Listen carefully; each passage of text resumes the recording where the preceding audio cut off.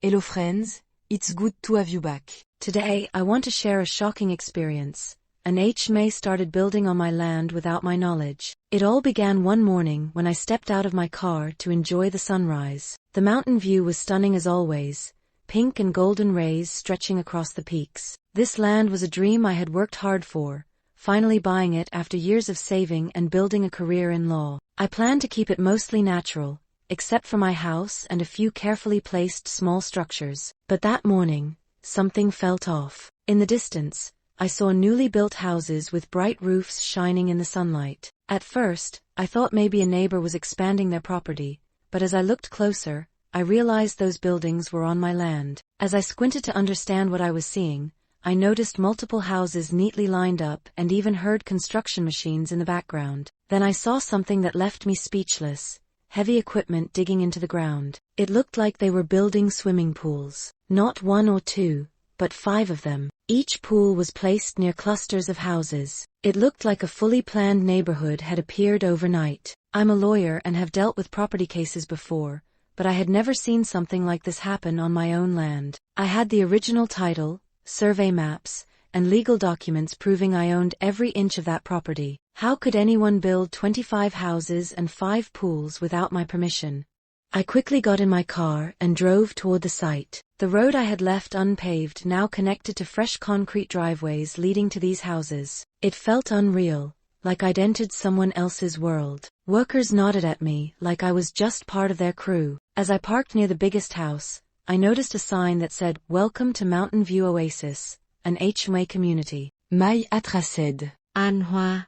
I never signed up for any homeowners association. I wasn't going to share my land with some group telling me how to live, what color to paint my house, or when to take out the trash. I knew I had to talk to whoever was behind this, but first, I wanted to check with the city to see if permits were filed using my property information. I also decided to confront the people at the site. The largest house looked like a sales office, with brochures and posters showing plans for 25 homes and 5 pools. A woman named Misty greeted me. She worked for the real estate developers. When I asked what was going on, she casually said it was part of the HMA's new community and pointed to a binder full of papers. I asked how they got permission to build there. She said the HMA board had approved the plans months ago. I asked who the landowner was, and she gave me a name, Kerren. That's when I knew something was seriously wrong. I had never met a Karren, and certainly no one named Karren had authority over my land. This felt like a scam, but it was happening in real life,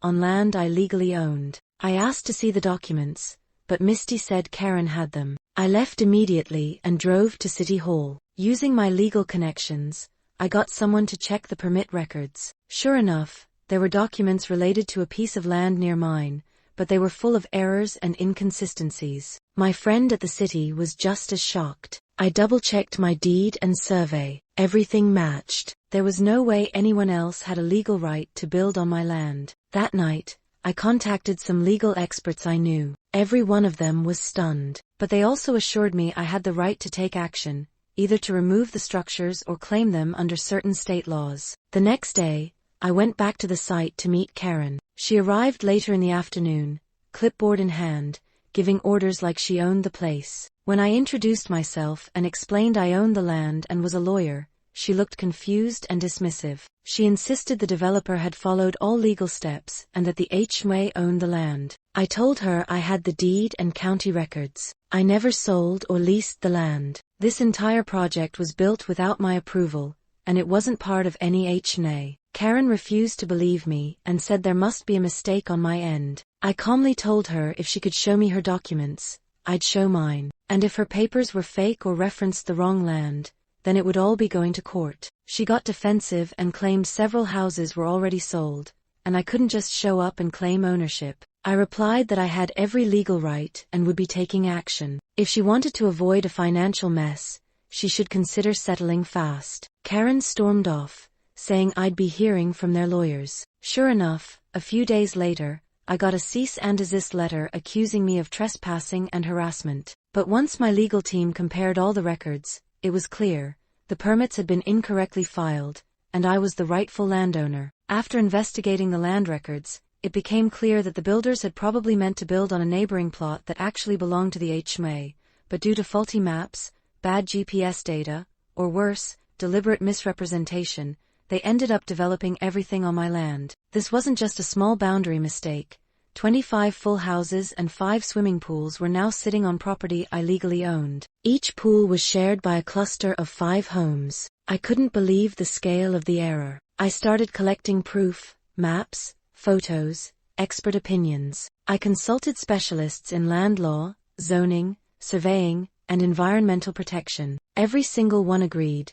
This land was 100% mine. There were no gray areas. Meanwhile, Kerren and her team acted like nothing was wrong. They kept touring potential buyers around the new homes, telling them there was a legal issue but that it would get sorted soon. They painted me as a troublemaker trying to ruin their perfect little project. One of the buyers happened to know me. He pulled out of the deal and told me the salespeople suddenly became apologetic once they realized who I was. Honestly, I felt sorry for some of the people being tricked into buying homes on land the developer had no right to use. Once I had everything ready, I officially filed a lawsuit. My lawyers demanded that all construction stop immediately, and that the court confirm these homes were on my land. We also sued for damages since they had dug up parts of my land and installed pools and foundations without permission. The developer fought back at first, but once their lawyers saw the evidence, they started blaming Karren and the HMA. Karren blamed the developer. Everyone tried to dodge the responsibility. Karren didn't back down. Instead, she spread lies,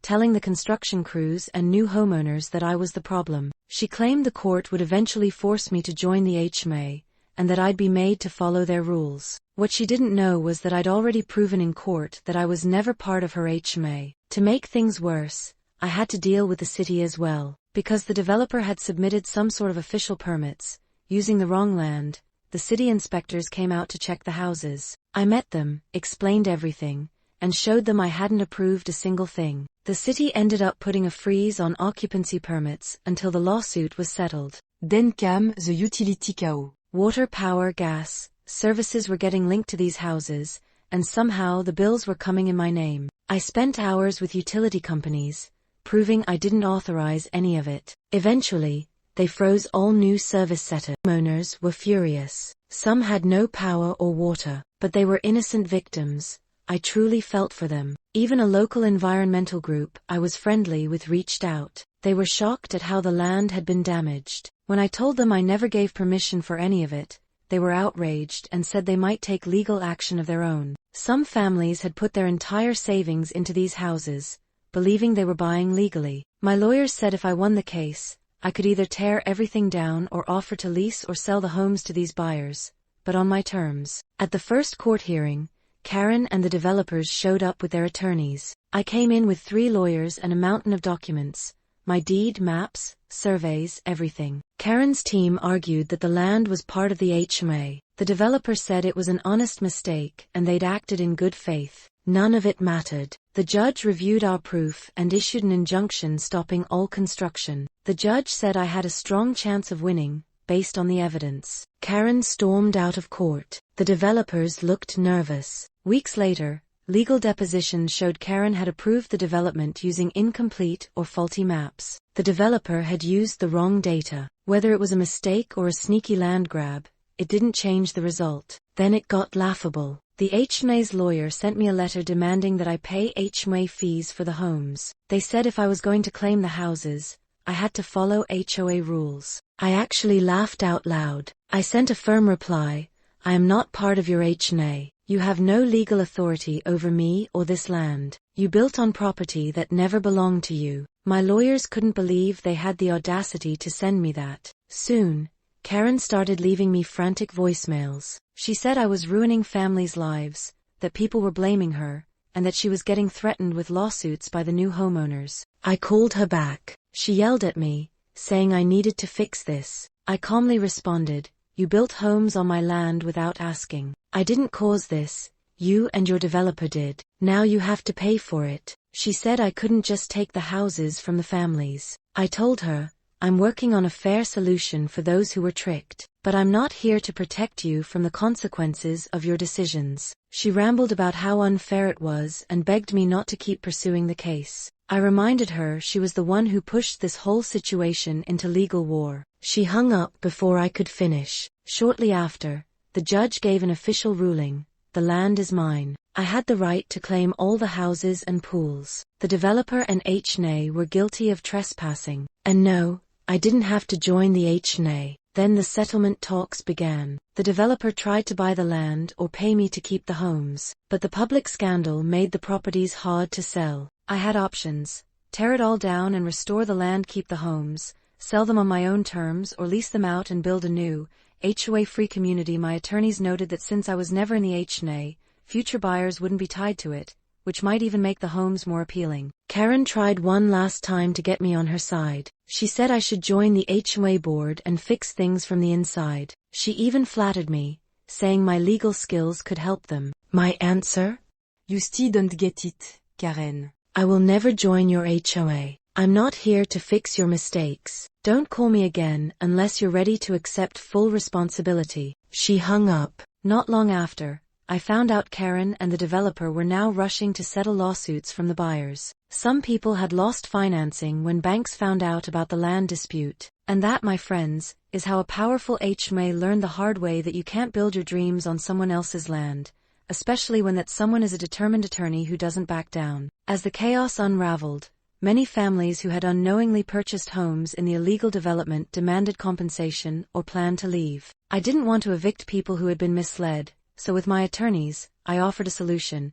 Those who wanted to stay could buy the land beneath their homes directly from me, no HOA involved. Buyers had to sign legal waivers acknowledging the developer's fault and clearing me of responsibility. Many were grateful to escape Kerren's HOA and live peacefully. Others backed out, asked for refunds, or were unable to get financing due to the legal mess. In the end, about half of the 25 homes were legally sold by me, HMA-free. Ironically, the homes turned into a profitable outcome for me. The land development wasn't my original plan, but after everything, it became a silver lining. Karren, meanwhile, lost her position in her original HMA as members sued her for negligence. The developer faced lawsuits too and likely went bankrupt. Karren kept trying to claim I owed HOA fees, but she had zero legal standing. I ignored her. A year later, some of the new residents invited me to a barbecue to thank me for being fair. Kids played, neighbors laughed, and several told me they were relieved to be free from a controlling HOA.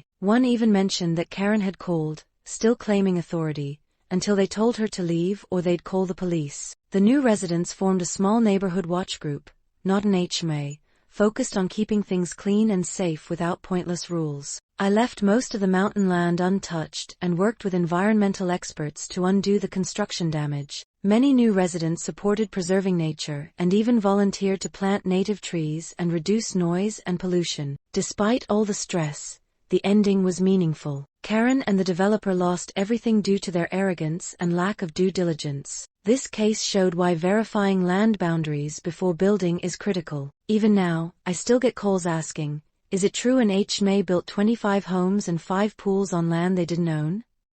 Yes, it happened, and I now enjoy the view from my peaceful home, knowing I defended my rights. Because I own the land, all buyers who purchased from me are free from Kerren's HMA. They only owe property taxes, not association dues. And if they sell, they notify me, but not her. Karren tried everything to control me and others. She failed. I turned her mistake into a success. Now, I even help others who face shady HMAs or property conflicts. If I hadn't driven out that morning, I might have found out too late. But I acted fast, stayed smart, and trusted the law. So next time someone complains about HOA rules, I smile and say, that's nothing. Let me tell you how an HMA built a whole neighborhood on my land. And I got the houses.